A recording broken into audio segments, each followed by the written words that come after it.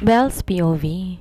Napakunot nung ako na mapansin ang email ni Damian sa akin. From Damian Villarreal to Bel Ramirez Villarreal. Subject, task for today. Meet me in my office at 2 p.m. sharp. Huwag kang malilate. Napairap ako. Aba, boss mode na naman si Mr. Perfectionist. Akala mo kung sinong CEO/tyrant kung umasta. 2:00 na at wala akong choice kundi maglakad papunta sa opisina niya. Bago ko pumasok, nagbilang muna ako ng pabaliktad sa isip ko para pigilan ang sariling patulan siya agad. Huminga ako ng malalim bago binuksan ang pinto at syempre, nandun siya. Nakaupo sa malaking leather chair na parang isang hari sa trono.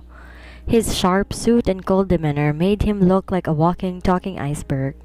Napatingin siya sa relo niya bago itaas ang kilay. Late ka ng 2 minuto. Napairap ako at sumandal sa pinto. Wow, Damian, 2 minutes? Ikaw na talagang hari ng pagiging mahigpit sa oras. Hindi ko kasalanan na hindi mo kayang sumunod sa simpleng instruction. Malamig niyang sagot habang inaayos ang cufflinks niya. Napasinghap ako. Excuse me? You called me here pero wala ka man lang pasabi kung tungkol saan. Tama ka. Tinawag kita rito para ibigay ang unang official task. Napataas ang kilay ko.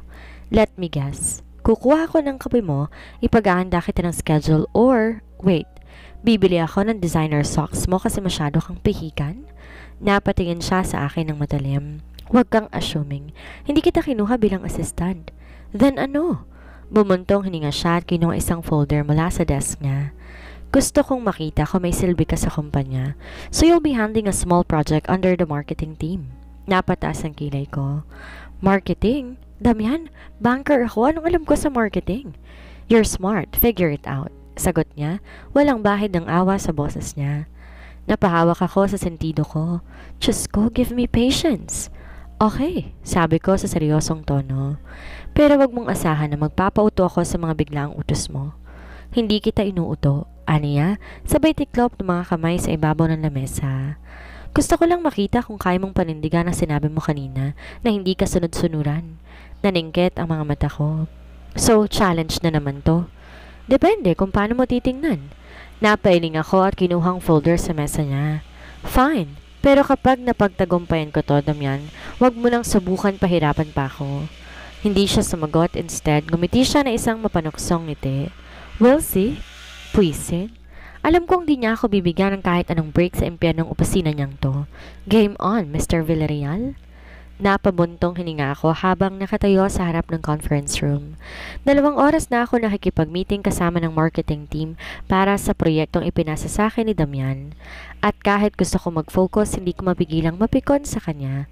Bakit? Dahil mula kanina wala siyang ginawa kundi sipatin ako sa dulo ng conference table para naghihintay lang na magkamali ako. Gusto kong ibato ang hawak kong ballpen sa mukha niya pero syempre kailangan kong maging professional. Sa wakas, natapos din ang meeting at isa-isa nang lumabas sa mga empleyado. Kukunin ko sana mga gamit ko para umalis nang bigla marinig ko ang boses ni Damian sa likuran ko. Ang bagal mong magdesisyon kanina, malamig niyang puna. Napairap ako bago siya hinarap. Well, sorry kung hindi ako sanay sa marketing gaya ng gusto mong palabasin. Then, sanayin mong sarili mo, sagot niya. Kaswal na siluksok ang mga kamay sa bulsa ng slacks niya. Hindi pwedeng mabagal kang mag-isip sa industriyang to, Bel. Napakagat ako sa loob ng pisngi ko para pigilan ang sariling sumigaw. Alam mo, Damian, kung gusto mong pahirapan ako, sabihin mo na lang. Kasi mukhang ilang dahilan kung bakit mo ako pinasok sa trabahong to eh. Kung pahirapan ang gusto ko, ipasok na lang kita sa finance department. Sagot niya, ang tinig puno ng panunuya. Mas mahirap yon, di ba? Bank teller ka naman dati. Naningkit ang mga mata ko. You! Alam mo, Damian, minsan, hindi ko alam kung sadya kang nakakainis o talagang wala kang social skills. Ngumiti siya pero halatang hindi yon ngiti ng kasiyahan. Mas smirk na isang lalaking sanay mang-asar. Wala naman akong balak makipag-socialize sa'yo. Business lang to. Napasinghap ako sa inis. Kung business lang to, bakit mo ako pinakasalan? Tumigil siya sa paglalakad. Tumingin sa akin na may bahagyang gulat sa mga mata niya bago yon agad napalitan na malamig na ekspresyon. Alam mo na ang sagot dyan. Mahinahon niyang sagot. At kung gusto mong makalabas dito nang hindi tuluyang nawawala ng dignidad, gawin mo ang trabaho mo ng maayos. Huminga ako ng malalim. Nilabanan ng bugso ng emosyon na gustong sumabog sa loob ko. Fine. Sagot ko at nilagpasan siya at tuloy-tuloy na lumabas ng conference room. Pero sa bawat hakbang ko, lalo kong naramdaman kung gaano ko gustong patunayan sa kanya na mali siya sa iniisip niya. Game on, Damian Villarreal. Hindi mo ako kayang patumbahin ng ganun lang. Wala pang isang buwan sa trabaho, pero pakiramdam ko, 3 taon na ako nagtatrabaho sa ilalim ni Damian Villarreal. Hindi ko sinasabi to bilang papuri. Nasa opisina ako ngayon, nakaupo sa lamesa ko sa marketing department, pilit nilalabanan ng sakit ng ulo dulot ng boss ko na walang puso. Kaninang umaga lang, nagpadala siya ng email na punong-puno ng red marks at comments sa report na ipinasa ko kahapon. At ang pinakamasaklap, walang kahit anong constructive criticism. Puro na lang, not good enough. This is mediocre. You can do better. Talaga? Samantalang binuhos kong kaluluwa ko sa report na yun. Huminga ako ng malalim. Tinakalma ang sarili ko bago tumayo at naglakad papunta sa opisina ni Damian. Wala akong pake kung abala siya.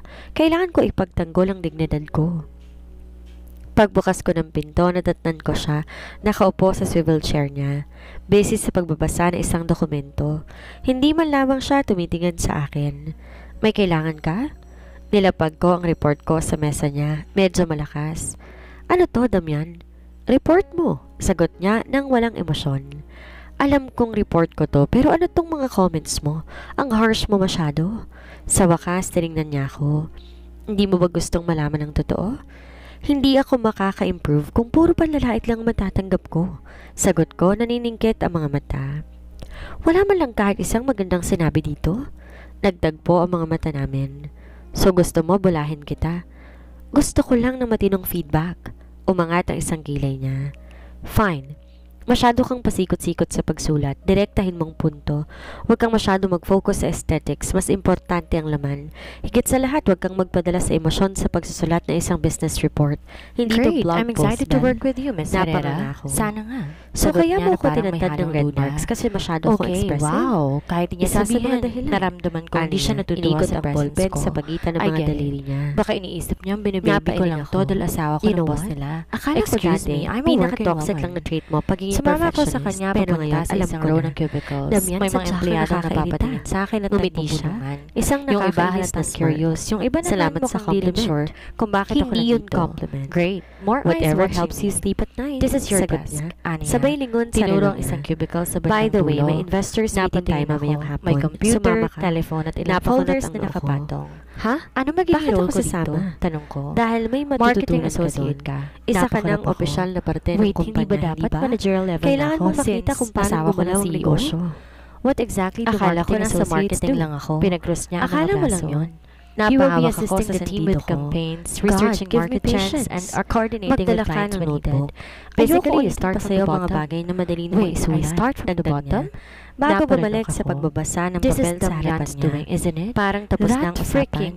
Pero hindi ako Napairap na lang nagreklamo. ako at lumabas Kung ng gusto opisina niya akong niya. pahirapan, Ramdam pa fine, rin ang hindi ako inis. aatras. This is war, Okay, Damian. game. Hindi mo ko Humidi ako at basta-basta umupo sa matitigan. desk ko. Si Seryoso Miss ba Herrera, talaga tong di si ako Damian? pinansin at naglakad Investors na palayo. meeting. Ako? Looks like I'll Bakit? have to prove myself here. Kanina pa ako nakaupo Isang sa oras akong conference room nakatutok sa kasama ilang computer. board members ng Binabasa ang mga Villarreal documents at guidelines Sa sa dulo ng department. mesa, syempre, Kahit wala akong naroon background si sa Damian. marketing, Walang mabilis akong kahirap-hirap sa natuto. pagsasalita. Nasa Punong-puno kalagitnaan ng ako ng confidence habang pagbabasa ng pinapaliwanag. May ang dumaan bagong sa tabi business ko at strategy tinapag ng isang makapal kumpanya. na folder. Habang siya ay parang Tapusin isang mo yan corporate bago god na mag-lunch. sanay sa gandang Sabi ng eksena. isang lalaki na Ako mukhang naman nasa isang late hamak 20s. na mortal na pilit Naka-polo shirt at iniintindi slacks. ano ang Napatingin nangyayari. ako sa kanya.